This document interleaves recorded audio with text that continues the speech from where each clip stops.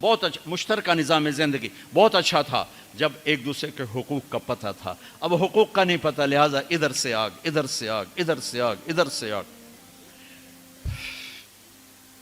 میں سر درد کا مریض ہوں، تھوڑی تھکاوٹ ہو شروع ہو جاتا، فاقہ شروع ہو جاتا، تو میں روزے رکھنے کے لیے مری چلا جاتا ہوں کہ بھئی چلو کوئی ٹھنڈک، روزے کا لمبا ہونا اور ٹھنڈک شاید اس کو کچھ وہ بیلنس کر دیتا ہے. تو میں کچھ 3-4 روزے پھر بھی چھوٹ جاتے ہیں لیکن اکثر پورے ہو جاتے. تو بھربن میں وہاں ایک جگہ میں ٹھہرتا ہوں، تو عصر کے بعد میں تھوڑا بیان کرتا ہوں معاشرت پر. تو پہلی دفعہ جب میں وہاں ٹھہرا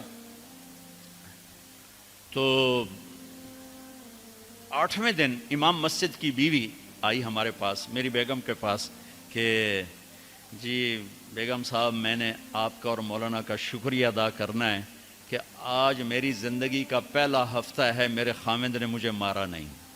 پہلا ہفتہ امام مسجد، امام مصلی پہ کھڑے ہونے والے، کہا پہلا زندگی کا ہفتہ ہے میرے خامند نے مجھے مارا نہیں، ورنہ میری ہر دوسرے دن پٹائی ہوتی تھی. اور 10ویں دن امام صاحب خود آ گئے، کہا مولانا صاحب ہمیں پتہ ہی نہیں تھا زندگی کیسے گزار، ہمارے جو ماحول میں تھا ہم وہی کر رہے تھے.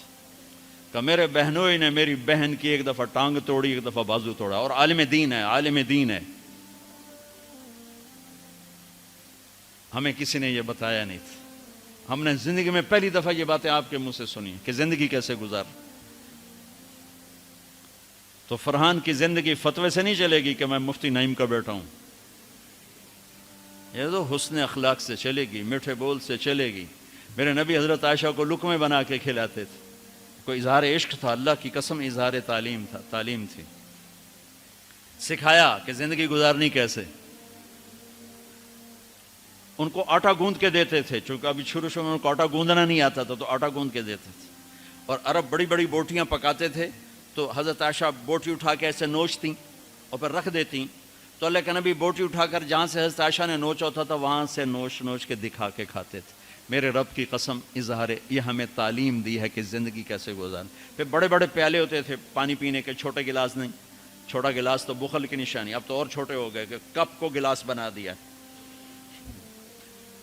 میرے بچپن میں مجھے یاد ہے اتنا بڑا گلاس ہوتا تھا، اور ڈیرے میں جتنے مہمان ہوتے تھے، کچی سڑکیں ہوتی تھیں، مہمان کوئی ہمارے رشتہ دار یا دوست نہیں، راہگیر مسافر ہوتے تھے، ہر مہمان کو دودھ پلایا جاتا تھا رات کو. چونکہ جانور زیادہ ہوتے تھے تو ہمارا اکرام زیادہ سے زیادہ یہی ہوتا تھا، تو ہم سارے مہمانوں کو دودھ پلاتے تھے. تو ایک مہمان آیا ہمارے دادے کا زمانے کا، چاچا لال. اب گلاس چھوٹے ہو چکے ہیں، تو وہ جب نوکر نے دودھ پیش کرنے کے لیے نا آگے بڑھا تو اس نے گلاس دے کر کہنے لگا پتر میں نہیں پیندا. سمجھ رہے ہو پنجابی سمجھ رہے ہو نا؟ پتر میں نہیں پیندا. اسے کہا چاچا کیوں نہیں پینا ہے؟ کہ دو تو ود پیواں تے بے غیرت بنا تے دو نال میرا گزارا کوئی نہیں، لے جا.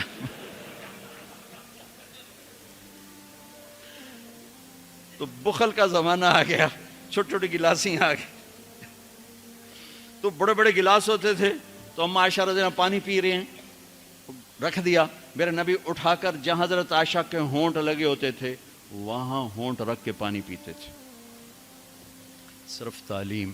جس ہستی نے اللہ کو آنکھوں سے دیکھ لیا ہو اس کو کسی چیز کی رغبت ہو سکتی ہے؟ جنت بھول جائے گی جب اللہ اپنا دیدار کرائیں گے اور پھر پردہ پوشی فرمائیں گے تو کہیں گے یا اللہ جنت نہیں چاہیے، تو چاہیے، بس تجھے دیکھتے رہیں، بیٹھے رہیں تصور جانا کیے ہوئے از لذت دیدارش، خسرو چتواں گفتن سر دادن و جان دادن نادیدہ رخ یارے. امیر خسرو کہہ رہے ہیں کہ یا اللہ بن دیکھے تیرے لیے لوگ سولیوں پہ چڑھ گئے، اوروں سے چر گئے، چھروں سے کٹ گئے. بن دیکھے تیرے عشق میں جب تجھے دیکھیں گے تو کیا حال ہوگا. از لذت دیدارش خسرو چتواں گفتن سر دادن و جان دادن نادیدہ رخ یار. تو جس ہستی نے اللہ کو دیکھا ہو ان کے لیے عورتوں کی کیا رغبت ہے. یہ صرف سکھانا. ایک حدیث سنا دے، ما تزوجت وما زوجت الا بوحی من السماء نزل به جبریل. لوگوں میں نے جہاں شادی کی، میں نے جہاں بیٹی دی، پہلے آسمان سے وحی آئی، پھر میں نے قدم اٹھایا. اللہ کی قسم ہمیں سکھانے کے لیے تھے، ہمیں سکھانے کے لیے۔ ہاں سفر سے واپسی ہو رہی ہے، ٹھیک ہے، آپ نے صحابہ سے کہا چلو بھائی تیز ہو جاؤ، وہ سارے تیز ہو گئے، یہاں تک کے نظروں سے غائب ہو گئے، ٹھیک۔ تو اب کون رہ گئے؟ اما عائشہ اور میرے نبی۔ تو اما عائشہ نہیں، میرے نبی نے کہا عائشہ دوڑ لگائیں، دوڑ لگائیں، لگائیں۔ اللہ اکبر، مفتی نعیم کا اتنا بڑا پیٹ، یہ دوڑ لگائے گا بیگم کے ساتھ؟ اور مولا منظور مینگل کا اس سے بھی بڑا ہو گیا، یہ لگائیں گے؟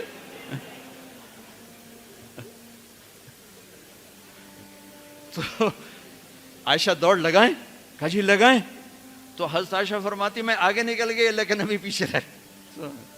پھر کچھ عرصہ گزر گیا، کئی سال گزر گئے، پھر ایک سفر سے واپسی ہو رہی، آپ نے کہا ہاں بھائی آگے جاؤ، وہ سارے آگے جا گئے، اجل ہو گئے۔ آپ نے کہا عائشہ دوڑ لگائیں، کہا جی لگائیں۔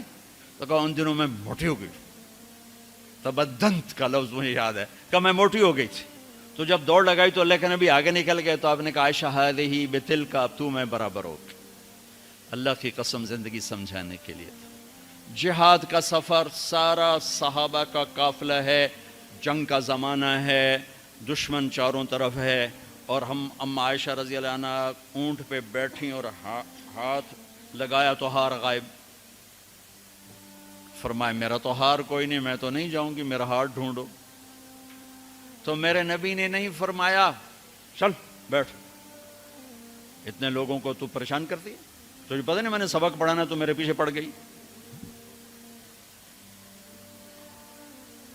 طلبہ میرا انتظار کر رہے ہیں۔ آپ نے کہا بھائی عائشہ کا ہار ڈھونڈو، سب ڈھونڈنے میں لگ گئے۔ شام ہو گئی، سورج چھپ گیا اور ہار نہیں ملا، اور اس کے بعد تلاش بند ہو گئی، اندھیرے میں کہاں ملے گا؟ اب کیا ہوا؟ پانی رات کو عشاء میں ختم ہو گیا، فجر کی نماز کا وقت داخل ہونے والا ہو گیا، اور پانی کوئی نہیں، تیمم کی آیات نہیں اتریں۔ لوگوں نے ابو بکر کو تانے دینے شروع کہ تیری بیٹی کی وجہ سے اب نماز کا کیا بنے گا۔ ابو بکر غصے میں آئے اما عائشہ کے خیمے میں، تو اللہ کے نبی گود میں سر رکھے سو رہے تھے۔ اب آپ تو باپ تھے، تو آ کر اب بول تو سکتے نہیں، اور چہرے سے دوری تیری وجہ سے ہو، اور یہاں پسلی میں ماری انگلی، زور سے انگلی ماری۔ تو کہتے میں ایسے سخت ہو گئی تاکہ میرا بدن حرکت نہ کرے کہ کہیں اللہ کے نبی اٹھ نہ جائیں۔ تو چہرے سے غصے کا اظہار کر کے، اور میرے والد مرحوم جو تھے نا، وہ گالیاں بہت نکالتے تھے، اور ان کی بخشش پنجاب کے ذمہ دار کیا تھا۔ جب میں تبلیغ میں لگ گیا تو اب وہ عادت مجھ سے شرماتے تھے، تو جب میں ہوتا تھا نا تو نوکر کو بلا کر اس کو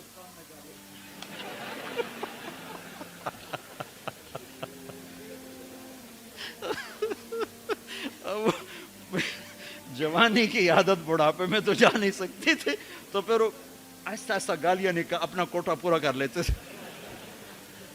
تو ابوبکر صدیق رضی اللہ عنہ میں کہ کہیں بھائی اللہ کا نبی اٹھنے کرتے رہو، انگلی مارتے رہے، تو اللہ نے آیات تیمم اتار دی۔ اس موقع پر تیمم کی آیات پہلی دفعہ 8000 سال میں یہ ہونے لگا ہے۔ بھلا مٹی سے آدمی صاف ہوتا ہے اور گندا ہو جاتا ہے؟ اللہ نے کہا نہیں، فتیمم، چلو تیمم کرو۔ اب سارے صحابہ میں خوشی کی لہر، اور سعد بن عبادہ کہنے لگے اے آل ابو بکر، یہ پہلی تو نعمت نہیں ہے جو تمہارے گھرانے کے طفیل ہمیں ملی ہے، اس سے پہلے بھی بڑی نعمتیں تمہارے گھر کی طفیل ہمیں ملی ہیں۔ اللہ نے تیمم کی آیت اتار دی۔ میرے نبی نے قافلے کو نہیں چلایا، یہاں تک کہ حضرت عائشہ نے کہا اچھا یا رسول اللہ اب چلیں، ہار کو چھوڑیں۔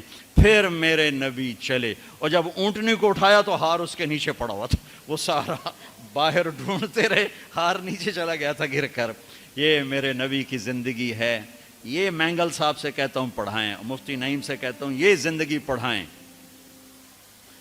کہ ان کی بیویاں ان کو دعائیں دیں، ان کے ماں باپ ان کو دعا دیں، ان کی اولاد ان کو دعا دے۔ وہ باپ نہیں ہے جس کو دیکھ کے بچے ڈر جائیں، وہ تھانے دار ہے، تھانے دار بیٹھو ہے۔ وہ استاد نہیں جس کو دیکھ کے شاگرد ڈر جائے، وہ تھانے دار ہے۔